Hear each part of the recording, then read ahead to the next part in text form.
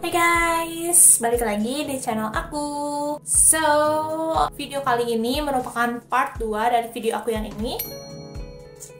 Jadi buat kalian yang belum nonton, bisa langsung ke video ini dulu baru masuk ke sini ya guys. Oke, di video kali ini aku mau bahas kelanjutan dari pengalaman aku tentang sidang skripsi. Nah, untuk di part 2 kali ini aku bakal cerita pengalaman aku untuk menghadapi seminar kedua, yaitu seminar kolokium. Sidang kedua yang harus dilalui adalah seminar kolokium atau seminar hasil penelitian. Setelah kalian melakukan penelitian selama berbulan-bulan dari rancangan penelitian yang telah kalian paparkan pada sidang proposal, saatnya kalian mempresentasikan hasil ini di hadapan dosen pembimbing dan juga dosen penguji kalian itu seperti apa gitu. Nah, biasanya untuk pemaparan ini hanya memaparkan bab 4 sampai bab 5, di mana bab 4 itu isinya itu hasil penelitian kalian itu seperti apa, ditambahkan dengan teori-teori yang mendukung.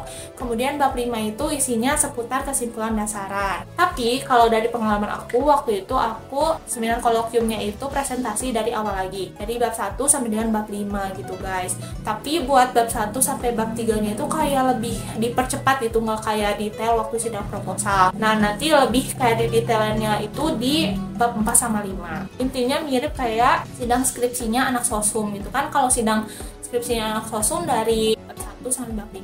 Tapi kalau misalnya di prodi aku, terutama di bidang-bidang sains itu biasanya kalau sidang skripsinya anak sosum itu adanya di seminar kolokium atau di hasil gitu. Dari pengalaman aku sendiri, waktu itu aku melaksanakan seminar kolokiumnya itu di tanggal 10 Juli 2023. Jadi kalau kalian udah nonton video aku yang sebelumnya, aku itu melaksanakan sidang proposal di tanggal 7 November 2022. Jadi kayak ada gap gitu, ada agak lama ya, 8 bulan. Karena ya gitulah guys, banyak tantangan segala macam, yang namanya penelitian di lab pasti butuh waktu gitu ya. Ini aku baru berhasil menyelesaikan semua dari bab 1 sampai bab 5, termasuk dengan revisi segala macam tetek bengeknya itu aku lalui, dan akhirnya aku berhasil seminar kolokium di tanggal 10 Juli. Nah, aku tuh waktu itu selesai penelitiannya itu di akhir banget Mei, dan aku baru kayak nyusun-nyusun gitu ya. Sebenarnya aku udah nyusun-nyusun sih dari sebelum-sebelumnya, cuman kayak melengkapi data gitu ya, sama melengkapi teori-teori dan pembahasan yang sekiranya belum lengkap. Aku lengkapi selama mungkin kurang lebih 2 minggu, terus melalui tahap revisi juga sekitar 2 minggu. Setelah draft skripsi aku semuanya selesai dan juga ACC, barulah aku diberikan tanggal buat melaksanakan seminar kolokium itu di tanggal 10 Juli 2023. Nah, awalnya guys, fun fact-nya aku tuh mau seminar kolokium itu di tanggal 5 Juli. Karena aku tuh ngejar ini buat wisuda di Agustus, karena batasnya itu di tanggal 14 Juli buat daftar wisudanya. Tapi aku tuh waktu itu kehalang sama pengurusan berkas-berkasnya guys, karena berkasnya itu harus ditandatangani sama ada kepala lab kayak gitu-gitu.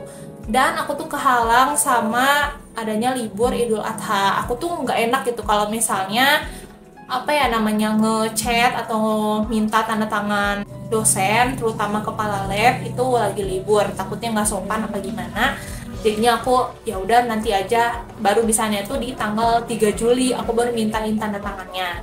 Untungnya untuk berkas-berkas yang lain aku udah siapin dari awal-awal, udah nyicil, jadinya aman, tinggal tanda tangan itu aja gitu. Jadinya aku bisa daftar di tanggal 3 dan H-7 gitu ya, sebelum aku melaksanakan seminar kolokium. Oke, jadi berkas-berkas semua udah selesai di H-7. Pada akhirnya aku seperti biasa membuat kolokium. Jadi kalau aku karena yang dipresentasinya itu dari bab 1 sampai bab 5, bukan bab 4 sampai bab 5 aja, jadinya aku melanjutkan PPT dari sidang proposal. Jadi tinggal ditambahin gitu slide-nya dengan hasil dan pembahasan serta kesimpulannya gitu. Nah, terus aku di H-7 itu ya aku ngerjain PPT sampai kalau nggak salah H-3. Dan di H-3 itu aku mulai kayak belajar-belajar, baca-baca, sekiranya apa yang bakal ditanyain sama dosen penguji. Aku seperti biasa buat daftar atau list pertanyaan kayak waktu aku sidang proposal. Jadi aku bikin daftar atau list pertanyaan yang mungkin bakal ditanyain di spreadsheet. Aku bikin secara mandiri, bukan ambil dari internet. Soalnya kalau aku lihat dari internet tuh si daftar pertanyaannya tuh kayak yang apa ya, general gitu guys. Sedangkan kalau sepengalaman aku kayak di sidang proposal tuh ya kita apa ya, ditanyainnya tuh detailnya seputar penelitian kita gitu, bukan kayak ditanyain ulang kayak ini metodenya apa, terus hasilnya gimana gitu. Nah nggak kayak gitu, jadi kayak lebih ke pendalamannya gitu guys, jadi nggak ditanyain kayak gitu.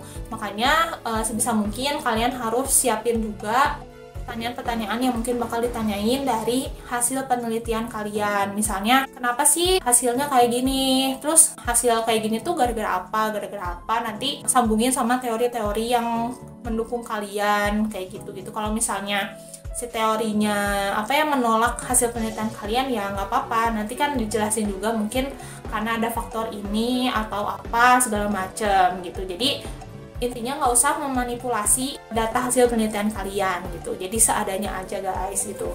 Tapi tambah lagi sama teori-teori yang mendukung dengan alasan kenapa hasil penelitian kalian itu nggak sesuai sama teori yang seharusnya gitu. Oke, pas udah bikin PPT, terus bikin daftar list pertanyaan segala macam, pada akhirnya aku bisa kolokium di tanggal 10 Juli 2023. Nah, aku mau kasih beberapa tips ke kalian. Jadi sebelum kalian berangkat atau H-1, at least di malamnya itu kalian harus udah siap-siapin barang-barang apa aja yang harus kalian bawa besok biar nggak rusuh gitu ya paginya. Jadi aku biasanya malamnya itu akan menyiapkan gitu ya. Jadi bawa tas, terus bawa laptop, chargernya, mouse-nya, segala macam. Terus bawa juga draft skripsi yang cetak. Itu kalau misalnya dosen penguji atau pembimbing kalian minta, itu bisa kalian cetak dulu sebelumnya. Tapi berhubung dosen pembimbing sama dosen penguji aku tuh nggak minta draftnya, jadi aku yang print sendiri gitu ya buat contekan aku nanti di sana gitu. Terus kayak aku bawa juga buku catatan sama alat tulis kayak pulpen buat nulis. Yang pasti kan nanti mereka bakal ngasih saran-saran, perbaikan, sama buat catat juga pertanyaan mereka. Tapi biasanya sih kalau pertanyaan aku langsung jawab sih, nggak dicatat dulu. Jadi aku catatnya tuh kayak saran-saran yang harus aku perbaiki gitu di draft skripsi aku. Oke, jadi kalau udah ready semuanya, jadi besoknya jangan lupa kalian bangun pagi, set alarm segala macam. Jadi waktu itu aku bangunnya pagi jam berapa ya, 4:30.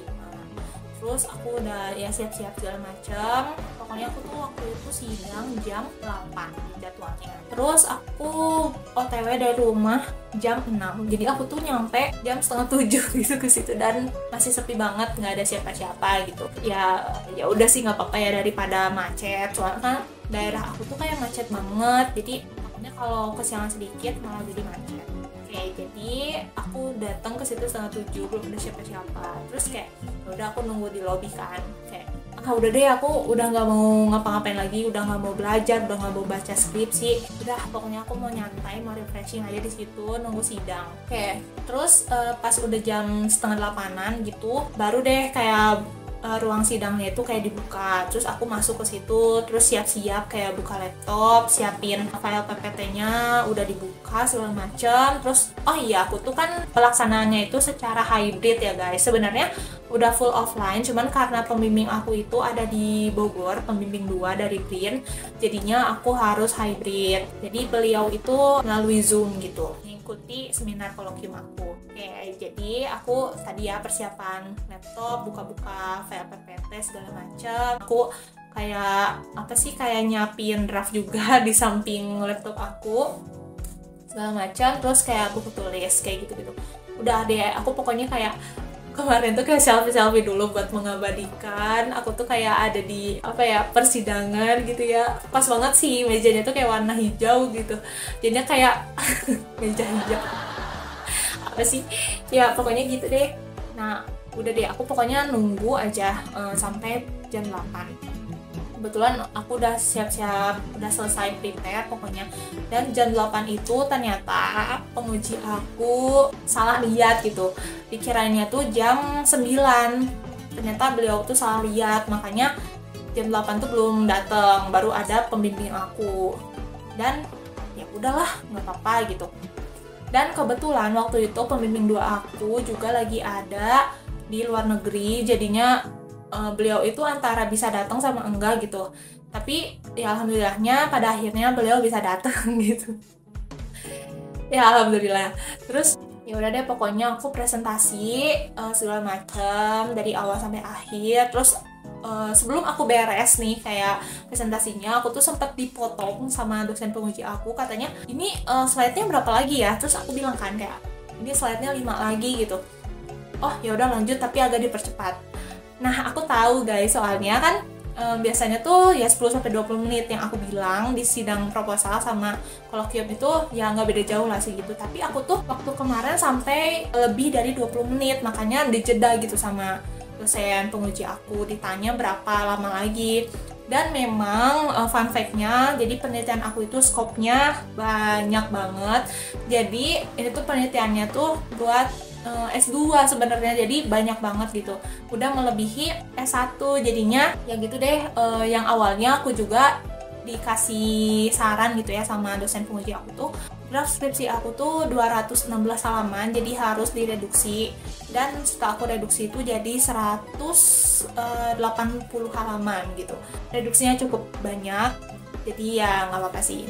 Oke, balik lagi tadi ke pengalaman aku. Jadi pas udah selesai presentasi nih, terus aku ya udah duduk, terus aku ya gitu deh tanya jawab sama dosen penguji aku. Tapi alhamdulillah aku bisa jawab meskipun ada blank-blank dikit lah, sedikit. Terus yang lucunya juga waktu aku ini di sesi tanya jawab ini, kebetulan kan tadi dosen pembimbing 2 aku sama dosen penguji aku yang kedua itu, beliau sama-sama nggak bisa datang secara offline, jadi hybrid lewat Zoom.